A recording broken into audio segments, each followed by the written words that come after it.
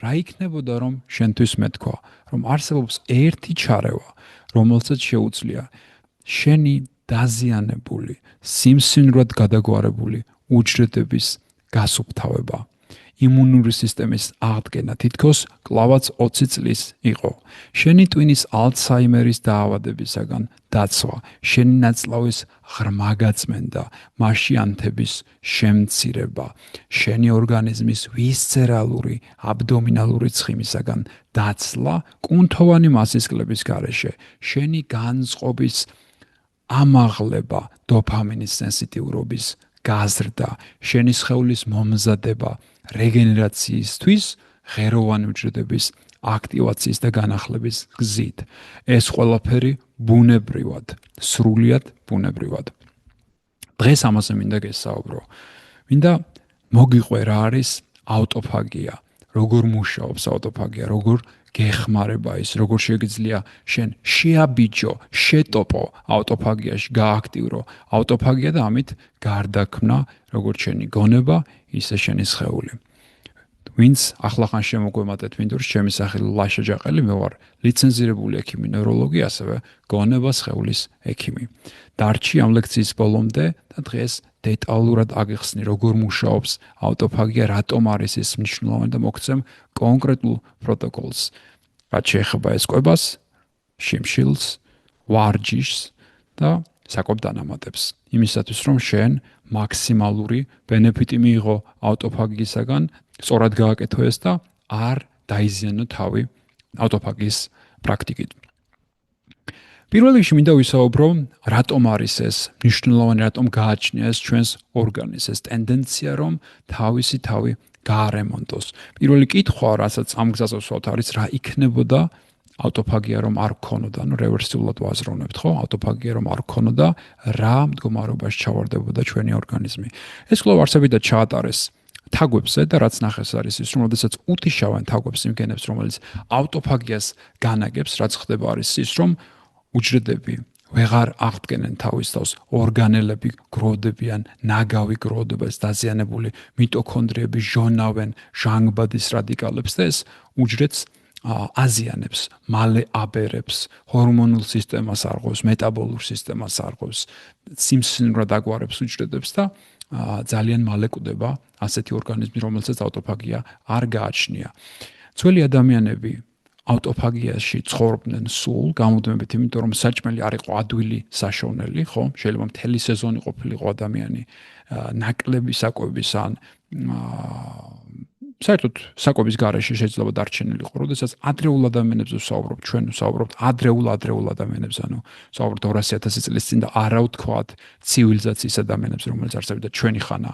როცა მე ვახსენებ ხოლმე ადრეულ ადამიანებს, ხანდახან გონიათ, რომ მე ვსაუბრობ, ვთქვათ ცივილიზაციის ადამიანებზე და ეს არის ხოლმე ხშირ შემთხვევაში კითხვის გამჩვენი, რომ მოიცა სიცოცხლის ხანგრძლივობა ხოლმე გახანგრძლივდა, რატომ ახსენებ ადრეულ ადამიანებს როგორც რაღაცა მაგალითს, როგორც რაღაცა კარგს, ხო? ესეც მინდა მეტი სიცხადისთვის თქვა, რომ როდესაც ვსაუბრობ ადრეულ ადამიანებზე, მე ვსაუბრობ მონადირე შემგროვებლებზე, რომლებიც არსებითად შიმშილობდნენ.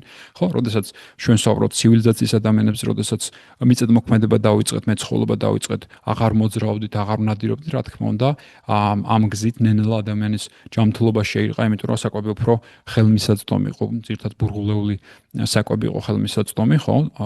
და შესაბამისად ჩვენ ჯანმრთელობა აღარ იყო იდეალური. და კი, გაუმჯობესებას როცა ვსაუბრობ ჯანმრთელობის და შევადრით მას თქვათ ცივილიზაციის ხანის ადამიანებს ჯანმრთელობა გაუმჯობესდა, სიცოცხლის ხანგრძლივობა გაიზარდა, მაგრამ ჩვენ თუ შევადრით ამას მონადირე შემგროვებლებს, პირიქით არის ხო ყველაფერი, ანუ ქრონიკული დაავადებების გაჩენა განაპირობა ცივილიზაცია. ჩვენ რასაც ვთვლობთ, როდესაც ჯანმრთელობის სწორ აზროვნების მოდელებზე ვფიქრობთ, არის ის, რომ გავიხსენოთ, რას მოელის ნატურალურად ჩვენი ორგანიზმი, როგორ ცხოვრებას მოელის. ხო და ეს ავტოფაგიაც ამისი გაგრძელებაა. ჩვენ რატოც ცვლით ჩვენი საკვების რეჟიმს, რატოც ვიწყებთ თქვა ჩიმშილის პროტოკოლს და ასე შემდეგ არის რომ მივამსგავსოთ ბუნებას მივამსგავსოთ, ბუნებრიობას მივამსგავსოთ, როგორც ჩვენი ორგანიზმი აიგო, როგორც ჩვენი დნმ აიგო, ან როგორც ცხოვრობდნენ ჩვენი წინაპრები არსებითად. ანუ ეს პრაქტიკა მე რაც ახლა გასწავლე, პრაქტიკა გახდა მას შემდეგ რაც ჩვენ ავწვდით ამას, ხო? იგივე არის ვარჯიშიც, ხო? ჩვენ ვარჯიშის პრაქტიკას იმიტომ მივდოთ, რომ ჩვენ სანადიროდ დღეში 16 კილომეტრის გავლა აღარ გვიწევს, ხო? ამიტომ გახდა პრაქტიკის შემოღება საჭირო როგორც კონცეფტი იმისათვის, რომ ჩვენ ამის ცნობიერად დავკავდეთ. არსებითად ავტოფაგია, რასაც გულისხმობს არის ის, რომ შენ აღადგინო შენი უჯრედები. შიგნიდან აღადგინო ორგანელების დონეზე, სტრუქტურების დონეზე, მიტოქონდრიის დონეზე, იმიტომ რომ ორგანიზმი როდესაც ცხოველ ქმედებს, ბევრ შეცდომას უშვებს. შეიძლება თქვა ცილავერ დაამზადოს სწორად, ხო? და ეს ყველაფერი შემდეგ უჯრედში გროვდება. ამ ყველაფერს სჭირდება გამოწმენდა, გასუფთავება, ამ ნაგავს სჭირდება დასუფთავება. ყველაზე გენიალური ავტოფაგიაში ის არის, რომ ორგანიზმმა მოიფიქრა ეს გზა, რომ ეს ყველაფერი ისე გადაამუშავოს, რომ აქედან ენერგია მიიღოს. ხო, ან კიდე მიიღოს საშენი მასალა, ნედლი საშენი მასალა, შემდეგ რითაც უკვე სწორ ორგანელებს დაამზადებს. ხო, როდესაც ეს პროცესი ირღვევა ყველაფერი სამხრეთით მიდის, ასე რომ ვთქვათ, იმიტომ რომ თუ მიტოქონდრია დიდხანს დარჩა დაზიანებული და იქიდან ჟონავენ, ვთქვათ, ჟანგბადის რადიკალები, ისინი შიგნიდან ყველაფერს წაართმევენ ელექტრონებს და ყველაფერს დააზიანებენ. ამიტომ ეს ავტოფაგის პროცესი არის ძალიან მნიშვნელოვანი იმისთვის, რომ ორგანიზმი დაარჩეს ჯანმრთელი. ან კიდე თუ არ არის ჯანმრთელი და მას დავატრიგერებთ და დავიწყებთ და ახლა ამაზე ვისაუბროთ, როგორ ტრიგერდება ეს პირიქით გაჯანსაღებისკენ წავიდეს, თვითაღდგენის გაჯანსაღებისკენ წავიდეს, ანუ მისცეს სხეულს საშუალება, რომ თავისი თავი შეარემონტოს, თავის თავი გამოაკეტოს, ხო? როდესაც ვსაუბრობ ჩვენ ავტოფაგიის ტრიგერებზე, ანუ რა ასტიმულირებს ავტოფაგიას, როდის ტოპავს ადამიანი, როდის აბიჯებს ადამიანი ავტოფაგიის რეჟიმში, ჩვენ ვსაუბრობთ ძირითადად შიმშილზე. შიმშილი არის კატაბოლური მდგომარეობა, ანუ როდესაც ადამიანი ჭამს, ეს არის ანაბოლური მდგომარეობა, როდესაც თქვათ ინსულინის დონე იზრდება დამარაგების ფაზაშია, ხო? ამ დროს ადამიანი როდესაც ჭამს, როდესაც ადამიანი შიმშილობს, არის კატაბოლურ მდგომარეობაში, ამ დროს ინსულინი ცოტა, შაქარი ცოტა, ამიტომ ორგანიზმი რასაც ცდილობს არის, რომ ენერგია მაქსიმალურად ეფექტურად გამოიყენოს. ეს ყველაფერი ხდება სხვადასხვა გენის აქტივაციით, აქ ვთქვათ, უფრო ვინც სამედიცინო განათლების ადამიანები, სტუდენტები მისმენთ, mTOR, AMPK, სირტუინის გენები, FOXO და ასე შემდეგ. ამების დამახსოვრება არ არის საჭირო, მაგრამ ეს გენები თუ სადმე შეგხვდათ, იცოდეთ, რომ არის ძალიან მნიშვნელოვანი, ესენი მონაწილეობენ ავტოფაგიის რეგულაციაში. საერთოდ, როდესაც ვსაუბრობთ ხოლმე ავტოფაგიაზე და შიმშილზე, ძირითადად პროტოკოლი რაც ვახსენებთ ხოლმე არის 16-8, რაც არის ყველაზე უფრო გავრცელებული, ყველაზე უფრო მსუბუქი პროტოკოლი და წინა ლექცია ხანგამოშვებით შიმშილის, რასაც ვისაუბრე, ამას ეხებოდა, ხო? ესე იგი 16 საათი შიმშილი, 8 საათის პანჯარაში ჭამა. 8 საათის პანჯარაში ჭამა შეიძლება იყოს სამჯერადი, ხო? შეიძლება თქვა ჭამო დასაწყისში ჭამო 3 საათის შემდეგ, კიდე 3 საათის შემდეგ სამჯერადი გამოგივიდა, შეიძლება იყოს ორჯერადი, ხო? მაგრამ მთელი იდეა არის ის, რომ 16 საათი შიმშილობ, როდესაც თქვა ამ პროტოკოლს, შიმშილის პროტოკოლს აქცევ ყურადღებას, შეიძლება კიდე გაითვალისწინო არის ის თუ რამდენ ხანს შიმშილობ, ხო? და შემდეგ გაინტერესებს თქვა რამდენჯერ ჭამ. იმიტომ რომ ეს განაგებს თქვა შიმშილის პანჯარას და შიმშილის პანჯარას შენ როგორ აფართოვებ და როგორ ავიწრობ, მნიშვნელოვნად დაისახება ავტოფაგიის ხარისხზე. თქვა როდესაც ადამიანი იწყებს შიმშილს, იმისათვის რომ ავტოფაგია გააქტივროს, მინიმალური ზღვარი რაც ჭირდება არის 16 საათიანი შიმშილი, 24 საათიანი ხო არის დღე. ამ შემთხვევაში ჩვენ თუ ავიღებთ 16 საათიან შიმშილს, გამოვა რომ 8 საათი გრჩება ჭამისთვის, ხო? 16 საათი შიმშილი, 8 საათი ჭამა. ხო, აქამდე მიდის ადამიანი ეტაპობრივად. როგორც წინა ლექციაში გესაუბრე, თითო საათი შეგიძლია ეს გააგანივრო, შეგიძლია დაიწყო თქვათ 12 საათიანი შიმშილით, ან 10 საათიანი შიმშილით და ნელა გაზარდოს, რომ ისე რა დიდ სტრესში არ ჩააგდო შენი თავი განსაკუთრებით ეს ქალებს ეხებათ, იმიტომ რომ ქალის ჰორმონული სისტემა შიმშილს ისე არ შიმშილზე უფრო მეტად რეაგირებს. ხო, თითო საათი შეგიძლია გააგანივრო და ამოხვიდე 16 საათიანზე რა, ან 16-8-ზე გინდა რომ როგორც მინიმუმ გააკეთო. შემდეგ, როდესაც 16-8-ს როდესაც გაუშინაურდები, შეგიძლია უკვე 24 საათიანზე წამოხვიდე და ვთქვათ, ომედი გააკეთო, ანუ დღეში ერთხელ ჭამა. დღეში ერთხელ ჭამა, ეს ძირითადად არის ხოლმე შუადღისით ან საღამოთი, ანუ ლანჩი გაქვს მხოლოდ ან კიდე ვახშამი გაქვს მხოლოდ. საუზმეს ყველა ვარიანტში ტოვებ. თუმცა შენ თუ უფრო საუზმის ადამიანი ხარ და საუზმე ძალიან გიყვარს, შეგიძლია რა ვთქვათ 8-დან 2-მდე ჭამო და 2-ის შემდეგ შიმშილო ეს უფრო რთული არის ხოლმე, იმიტომ რომ როდესაც მუშაობა გიწევს, დღისით ძალიან ბევრს თუ შეჭამეს, რა თქმა უნდა აისახება შენი კონცენტრაციის ხარისხზე, ამიტომ მე რასაც ურჩევ ხოლმე არის რომ ვთქვათ დილით პირიქით შეგიძლია შიმშილო, შიმშილის ფაზაში საერთოდ უმეტეს ადამიანს, თუმცა არა ყოველთვის კონცენტრაცია უფრო მომართულია და ჭამის ფაზა უფრო გადააჩოჩო ლანჩისკენ ან ვახშმისკენ. ხო, თუმცა ამის გამონაკლისიც არსებობს შესაძლებელია, როგორც უკვე გითხარი, შეგიძლია უფრო თქვათ ისაუზმო, ანუ საუზმე იყოს შენი ერთადერთი საკვები. ან საუზმე და ლანჩი იყოს და ვახშამი გამოტოვ, ეგეთ შეგიძლია. ანუ ეს შეგიძლია შენ თავს მოარგო იმ პირველი პრინციპით, რომ 16 საათიანი შიმშილის ფანჯარა გჭირდება. ხო, ეხლა აქ არის ხოლმე ერთი კითხვა, თქვათ რა ჯობია რომ მე თქვათ თუ შემიძლია ავიდე 24 საათზე, 24 საათზე წამოყვე და მირჩევ ამას რომ 16 საათთან წამოვიდე 24 საათზე და თქვათ დღეში ერთხელ ჭამო, თუ ეს შემიძლია, მე არის რაიმე ბენეფიტი, რეალურად არის კი. ავტოფაგიის კუთხით შენ თუ შეძლებ რომ დღეში ერთხელ ჭამო, მხოლოდ არის ეს ოპტიმალური, ყველაზე კარგი. თუმცა უკვე 24 საათის შემდეგ ამის ხშირად კეთება, თქვათ 24-36 რა არის ეს შენ გინდა ოპტიმალური დონე ავტოფაგიასა და სტრესს შორის, იმიტომ რომ ავტოფაგია არსებითად ორგანიზმისთვის სტრესია. და როდესაც შენ თქვათ ავტოფაგირებ, თუ შეიძლება დავარქვათ ეს ნადვაქციოდ, სტრესი რა თქმა უნდა იზრდება, განსაკუთრებით საწყის ეტაპზე იზრდება სტრესი და სტრესის დონე შეიძლება თქვათ ძილი გაგიზე და პირველოს და ასე შემდეგ, მაგრამ ნელ-ნელა როდესაც ავტოფაგიას აჩვევ და 16-8 ხდება შენი ნორმა, ეს სტრესიც ორგანიზმი ამას ეჩვევა და ეს სტრესი აღარ არის შენთვის თქვათ ახალი ნორმა ხდება მარტივად რო ვთქვათ და აღარ არის ეს სტრესული.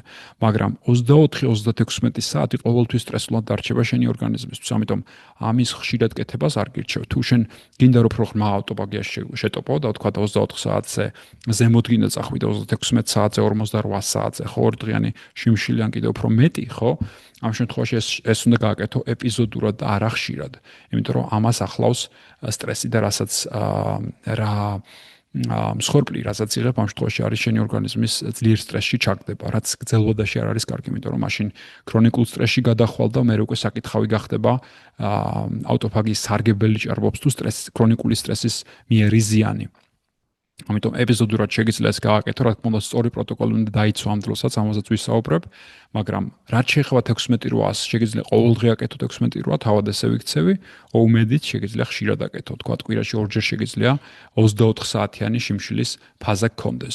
ეხლა მინდა გესაუბრო ავტოფაგიის ბენეფიტებზე, სანამ ვარჯიშის პროტოკოლზე და საკვებ დანამატებზე გადავალთ. ვინზე ავტოფაგიას აქვს ძალიან მნიშვნელოვანი გავლენა ამილოიდის დაგროვებას უშლის ხელს, ტაუპროტეინების დაგროვებას უშლის ხელს და ამ ტოქსინებისაგან, თქვათ, რაც არის ედმეტი ტვინის წამისგან წმენდავს, რაც არის, თქვათ, ცხოველქმედების შედეგად დაგროვებული არასაჭირო რაოდენობით, არასაჭირო, თქვათ, ადგილას და ასე შემდეგ.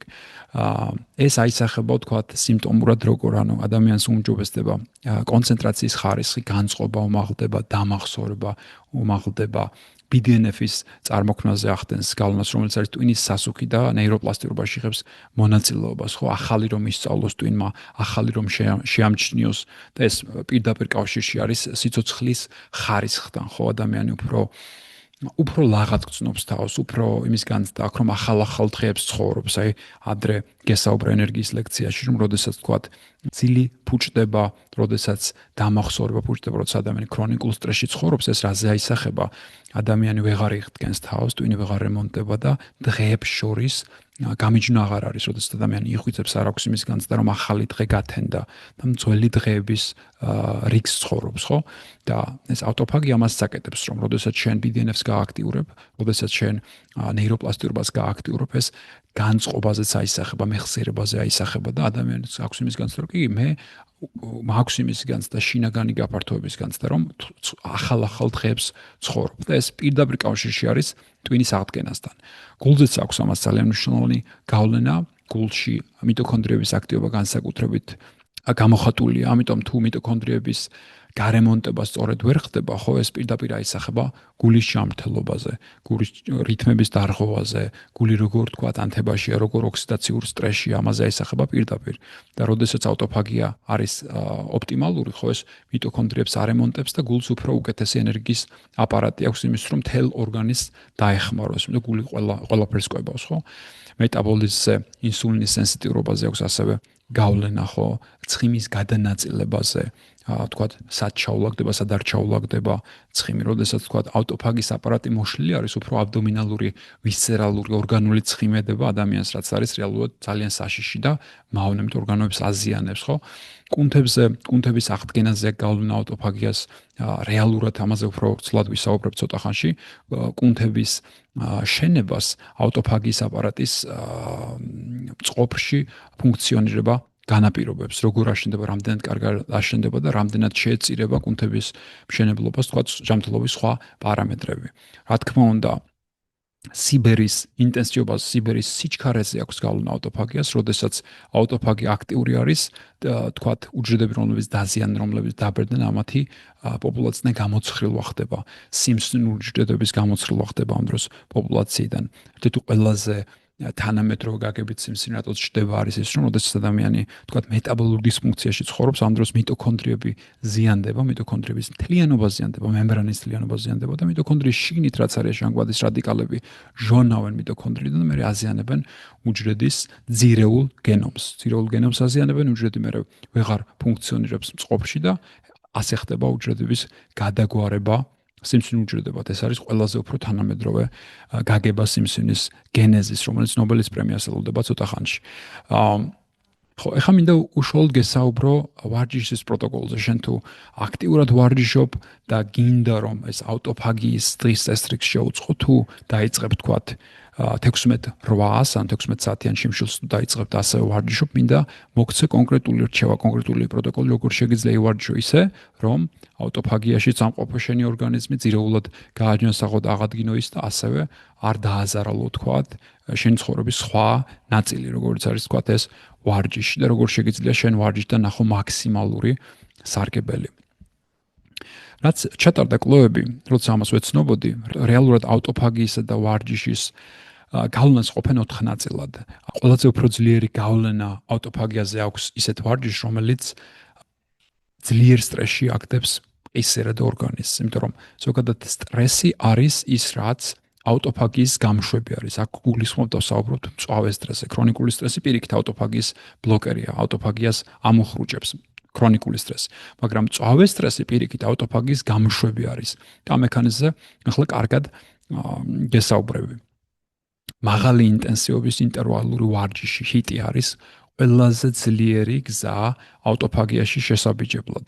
ესე იგი ადამიანი, თქვათ, თუ აკეთებს 16:08, დილით გაიღვიძებს, შეუძლია წყალი დალიოს, შეუძლია ჩაი დალიოს, ყავა შეიძლება დალიოს, თუმცა ყავა ზოგადად ჯანმრთელობის არ არის იდეალური, რომ ჩაის ურჩეო ხოლმე მე თუ თქვათ რაიმე წყლის გარეთ რაიმე სასმელს მიიღებს, ჩაი ასევე ავტოფაგიას პირდაპირ ასტიმულირებს, EGCG შეიცავს, აი მაჩას შაი რატოც არის კარგი EGCG შეიცავს ეგეთი. EGCG არის ნაერთი, რომელიც შედის ამ მწვანე ჩაიში და არის პოლიფენოლის ჯგუფის და არის ძალიან მნიშვნელოვანი აქტივატორი ავტოფაგიის.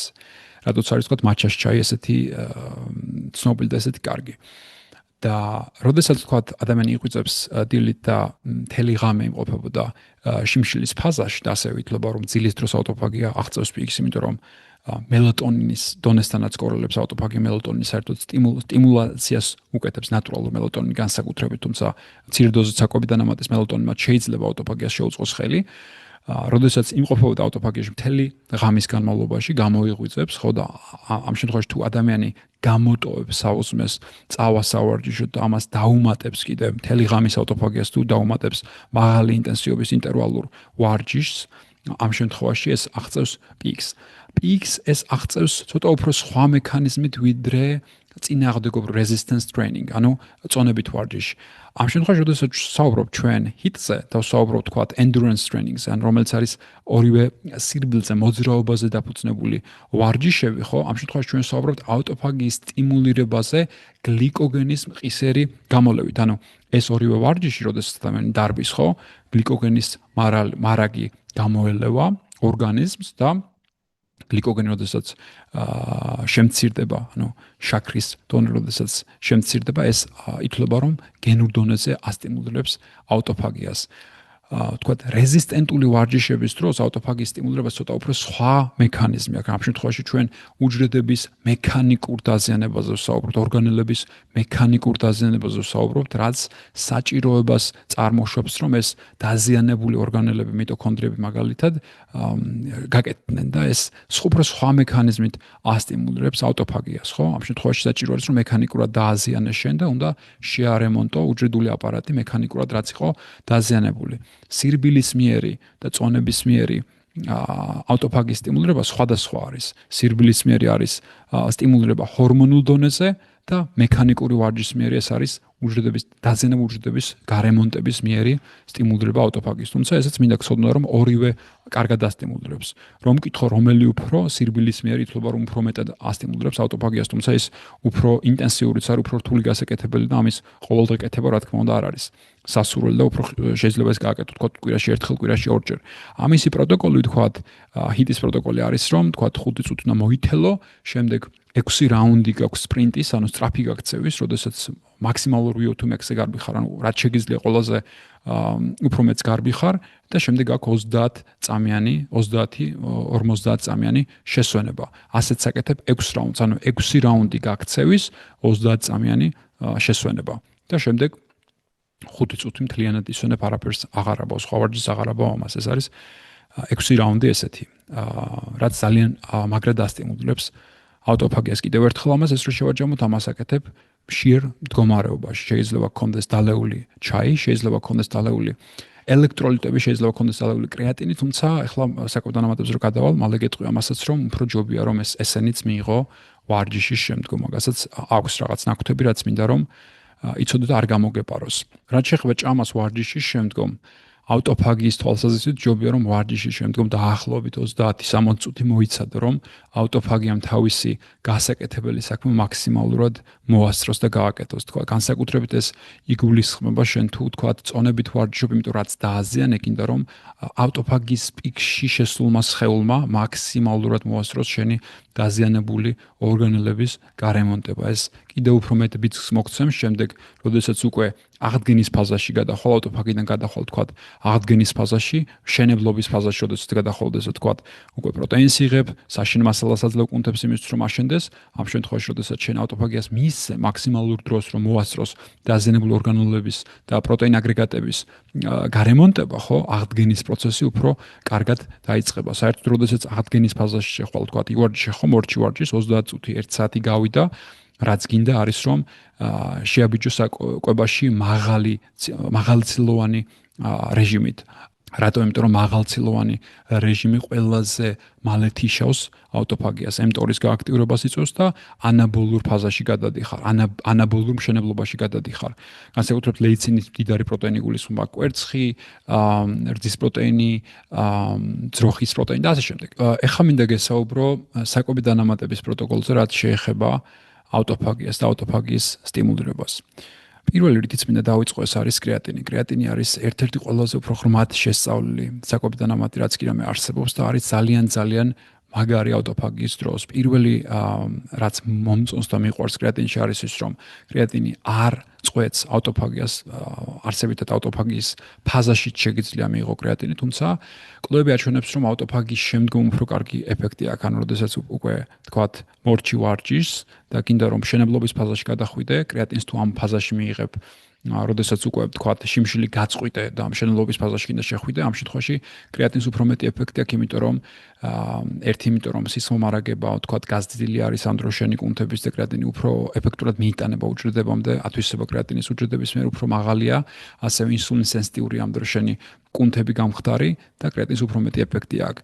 რაც შეეხება დოზას, თუ თქვათ კუნთოვან სარგებელზე ვსაუბრობთ, ანუ ადამიანი თუ ამას ძირითადად კუნთოვანი ენერგიის აღდგენის თვალსაზრისით იღებს, ეს არის დაახლოებით 5 გრამი თუ ამაზე თუ საუბრობთ თქვა უფრო ტვინის მიერ სარგებელზე, კრეატინის ტვინის მიერი სარგებელიც აღმოაჩნდა, ნეიროდამცველობით ფუნქცია, ნეიროდეგენერაციული დაავადების პრევენცია, მეხსიერების გაუმჯობესება, განწყობის გაუმჯობესება, აქ უკვე საუბრობთ 10 გრამზე, 15 გრამზე, იმისათვის რომ ტვინი გააჯერო საკმარის რაოდენობით კრეატინით. კიდევ ერთხელ ეს შეგიძლია მიიღო თქვა ვარჯიშამდეც, ვარჯიშის დროსაც, თუმცა ყველაზე დიდი სარგებელი გექნება თუ მიიღებ ამას ვარჯიშის შემდეგ.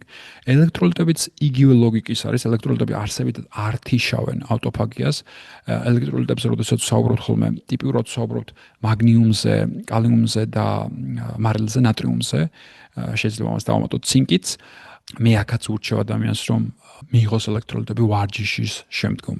ეს განსაკუთრებით საყურადღებო არის მაგნიუმის ამბავში, იმიტომ რომ მაგნიუმის ფორმა თუ არ არის სწორად შერჩეული, ვთქვათ, შესაძლებელი არის რომ კუნთის მოდუნება განაპირობოს და ვარჯიში შეუშალოს ხელი. ამიტომ ამ შემთხვევაშიც უფრო უკეთესი არის თუ ცალ-ცალკე არ იღებს ადამიანი ელექტროლიტებს და იღებს ელექტროლიტების კომბინაციას, უფრო უკეთესი არის რომ მიიღოს ეს ვარჯიშის შემდგომ. რომ მაქსიმალურად შეისვოს ის ელექტროლიტები, რაც მან დაკარგა. ცინკი ითვლება ასევე ძალიან მაგარ მხარდამჭერად ავტოფაგიის MPK გენის გააქტიურების თვალსაზრისით. ერმიდინი არის ახლა წარმოვიდა კვლევები ითვლება რომ ეს არის ავტოფაგის პირდაპირი სტიმულატორი, საერთოდ რაც ვისაუბრებთ დღეს საკვებ დანამატებს უმეტესი არის თქვა ირიბი სტიმულატორები, სპერმიდინი ითვლება რომ არის პირდაპირი სტიმულატორი და ძალიან კარგი ხარისხის კვლევები არის რომ ავტოფაგიის სტიმულირება შეუძლია და აქ საუბარი არის თქვა დეპრესიის შემცირებაზე, ტვინის გაჯანსაღებაზე, მთელი სხეულის გაჯანსაღებაზე და სპერმიდინი ზრდის ავტოფაგიის ხარისხს და ავტოფაგიის ხანგრძლივობასაც. ხო, ჩვენ ვაპირებთ მინდორში რომ ეს ხაზი გავანვითაროთ უჯრედული ჯანმრთელობის ხაზი, რასაც შედის სპერმიდინი, ფისეტინი, ქვერსეტინი, რესვერიტროლი, NMN, NR უკვე გვაქვს ნატლიუსის სახით. ამ ყველაფერს გავანვითაროთ, ამ ყველაფერს უფრო მეც გესაუბრებით მომავალში ძალიან საინტერესო მართულობა, ძალიან ახალი არის და ახლა მიწევს ბევრი კვლევის კითხვა და იაპონურ საწარმოსთან გვაქვს ახლა მოლაპარაკება და ჩავალკიდევაც და ჩემს ვოიესაც რა თქმა უნდა გაყურებინებთ და შემოგთავაზებთ, მაგრამ დღეს მინდოდა რომ რაღაც მოთელვის სახით მენახებინა შენთვის თუ რა საკვებ დანამატებზე ვსაუბრობთ, როდესაც განვიხილავთ ავტოფაგიას, ხო? ასევე გამომრჩა ლექციის სრულობისას და მინდა ვისაუბრო ავტოფაგიისა და ღეროვანი უჯრედების როლზე, როგორც აღმოჩნდა ავტოფაგიური პროცესები ღეროვან უჯრედებს აქვთ განსაკუთრებით გამოხატული, იმიტომ რომ ღეროვანი უჯრედები არის ძალიან ძვირფასი სისტემა ადამიანის ორგანიზმისთვის და ავტოფაგია, როდესაც არის აქტიური, პირველ რიგში აისახება ღეროვანი უჯრედების ჯანმრთელობაზე. როდესაც ადამიანში ღეროვანი უჯრედები არის ჯანსაღი, ეს განახლების და აღდგენის პროცესს განსაკუთრებით ამარტივებს. ტვინის დონეზე, ნაწლავის დონეზე, კანის დონეზე, სხვადასხვა დონეზე ამარტივებს ეს ღეროვანი უჯრედების გარდაქმნას ნატიურ უჯრედებად და ეს თქვათ რეციკლირება უჯრედების გაცილებით უფრო გაიოლებულ და გამარტივებულია და ანალოგიურად არის პირიქით, როდესაც ავტოფაგიის პროცესი არის შეფერხებული, არ არის ოპტიმალური, ხო, ღეროვანი უჯრედების გარდაქმნაც ნატიურ უჯრედებად და რეციკლირება უჯრედების ნატიური და ბუნებრივი ეს არის უფრო შეფერხებული და შენელებული. ხო, ახლა მინდა რომ შევაჯამო დღეს რასაც ვისაუბრეთ, დღეს გესაუბრე ავტოფაგიაზე. მოგიყევი რა არის სარგებელი ავტოფაგიის. გესაუბრე როგორ აბიჯებ ავტოფაგიაში, რა პროტოკოლები შეგიძლია დაიცვა. გითხარი რომ ეს არ არის ხელოვნური პროცესი, ასე იმყოფებოდა ჩვენი წინაპრების ორგანიზმი ყოველთვის, მათი სიცოცხლის განმავლობაში ყოველ დღე. მათ ხანდახან შიმშილი უწევდათ დღეები, კვირებიც კი. ამიტომ ეს არ არის რაღაცა ისეთი, რაც ჩვენ ხელოვნურად მოვიგონეთ, ხო? და რაც ახალი, ეს ყოველთვის არსებობდა და ცხოვრების განუყოფელი ნაწილი იყო.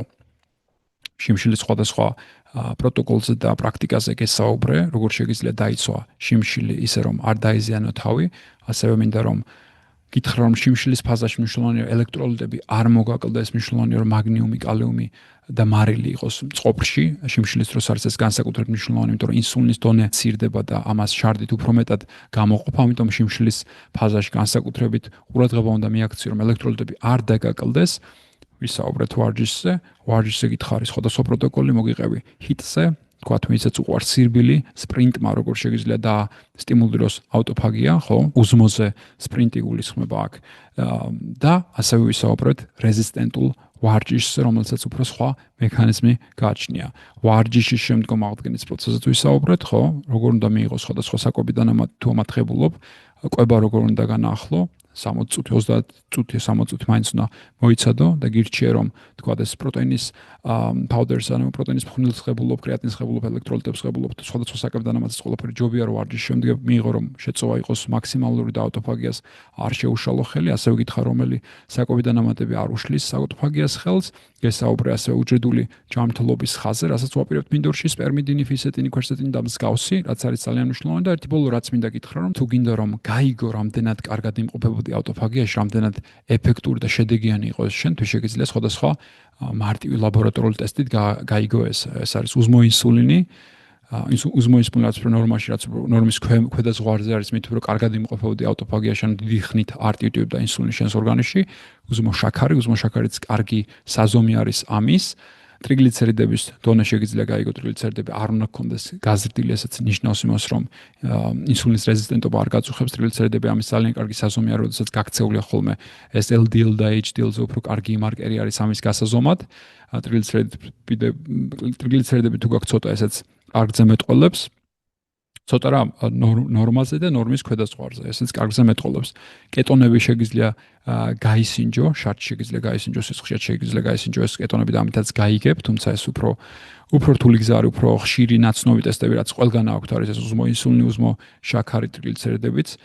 გუძლის ფუნქციური ტესტები, თუმცა მასე შორს არ გინდა წახვიდე, ეს დანარჩენი გიჩვენებს და ვისაც ახლა უფრო თქვათ PhD-ს დაცვა უნდა ლაბორატორიებში არსებობს კიდევ უფრო ნატიფი ოქროს სტანდარტი მარკერები ავტოფაგოსომური ფუნქციის LC3 მეორე და LC3 ბიქვია ამას. ხო, აქამდე მე პირადად არ წავსულ ვარ, თუმცა დანარჩენი ტესტები რაც მოგიყევი, ესენი შეგიძლია გაიზომო. თუ ახლა უფრო ანთების კუთხით გინდა წახვიდე და ანთების როლი გინდა გაიგო შენს ორგანიზმში, რამდენად სისტემურად იმყოფებიან არ იმყოფია ანთება, შეგიძლია გაიზომო C-რეაქტიული პეპტიდი, შეგიძლია გაიზომო ინტერლეიკინ 6 და TNF-ალფა. ხო, მე მგონი შევკარით ეს ლექცია და საინტერესო გამოვიდა. დიდი მადლობა ყურადღებისთვის და აბა დროებით.